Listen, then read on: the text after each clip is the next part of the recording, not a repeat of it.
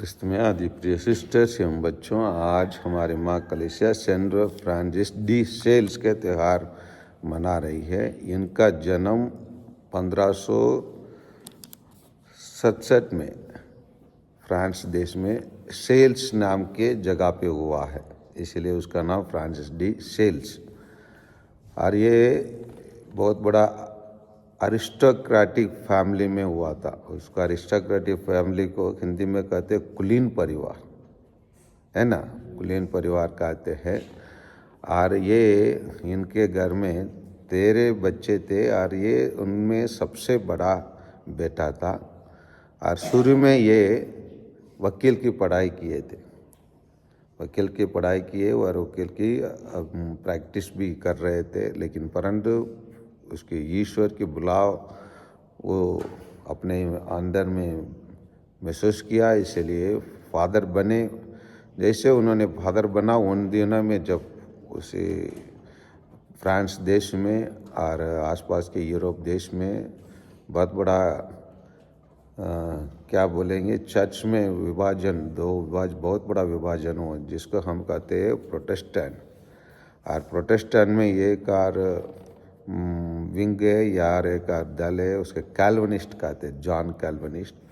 और यही लोग फ्रांस में अधिकांश चर्चों को नष्ट कर दिए थे या लोगों को उनकी ओर आकर्षित करके उनके सिद्धांत पर चलने के लिए ले चले गए। इसी कारणवश सेंट फ्रांसिस डी सेल्स ने बहुत मेहनत किया, बहुत अपने प्रार्थना और तपस्या और अपने कार्य के द्वारा लगभग 70,000 लोगों को वो वापस लेके आने में सफल पाए उसके मेहनत के द्वारा।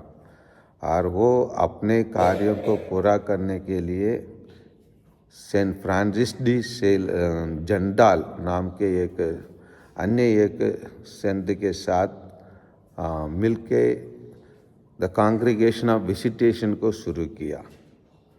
और इन्होंने अपने कार्यों को जारी रखने के लिए, लोगों तक पहुंचाने के लिए इन्होंने बहुत सारे किताबें लिखे हैं।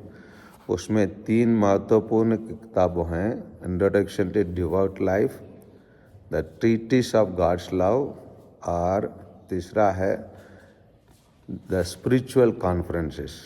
पहला किताब आम जनता के लिए लिखा है, आम जनता को कैसे भक्तिमय जीवन जीना है उसी के लिए लिखा है। दूसरे 2 किताबों विशेषकर धर्म भाइयों और बहनों के लिए लिखे हैं। और इनको कार्यों का, इनको उत्सव का देकर ये जेनीवा का बिशप बनाए गए। और ये बिशप बनकर वो बहुत कार्य किए, विशेषकर इनको उपदेशों को सुनकर बहुत सारे लोग मन परिवर्तन हुए। और जैसे सेंट जॉन मरिया वैनी अपने जीवन को अधिकांश उपदेश और पाप स्वीकार सुनने में और प्रचार, सुसमाचार का प्रचार करने में अपने समय बिताए, उसी प्रकार ये अपने समय बिताए। कहा जाता है ये बिशप रहने के टाइम पर ऐसे जगह पर, जैसे हमारे अंबिकापुर धर्म प्रांत में, हमारे अंबिकापुर से एक गांव है जनकपुर, या अंबिकापुर से लगभग 300 किलोमीटर दूर हो जाता है। इसलिए कोई जाना चाहेंगे तो आधा दिन उसमें लग जाता है, जाने में लग जाएंगे। ऐसे जगह वाला में फ्रांसिस उन दिनों में, आजकल तो कोई प्रॉब्लम नहीं है, हमारे पास गाड़ियों हैं, व्यवस्था है। उन दिनों में घोड़े के गाड़ी में सवारी करके जाना पड़ता था। ये ऐसे जगह में भी जाकर लोगों से मिलते थे और मिसा बलिदान चढ़ाते थे और लोगों की समस्याओं को हल करते थे। और इनका मृत्यु 1622 में हुआ। सेंट बनाए पायस 11वीं ने, और बाद में ये डॉक्टर घोषित किया गया। और ये बाद में इसको सभी लौकिक लोगों का संरक्षक घोषित किया गया। इनका कार्यों ऐसे महान रहा, इसीलिए कलीसिया इसको धर्माध्यक्ष और साथ के साथ धर्माचार्य के रूप में मानती है। और इनके उदाहरण को देखकर सेंट जॉन बोस्को सलेशियन समाज को चालू किए और हमारे बीच में SMMI सिस्टर्स भी सलेशियन सिस्टर लोग काम करते हैं। ये सब इनके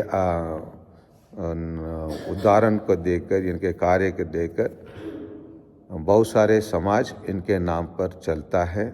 आइए इस महान संत से हम लोग भी सीखने के लिए प्रयास करें और उनके जीवन हमारे लिए एक मार्गदर्शन बने। आमीन।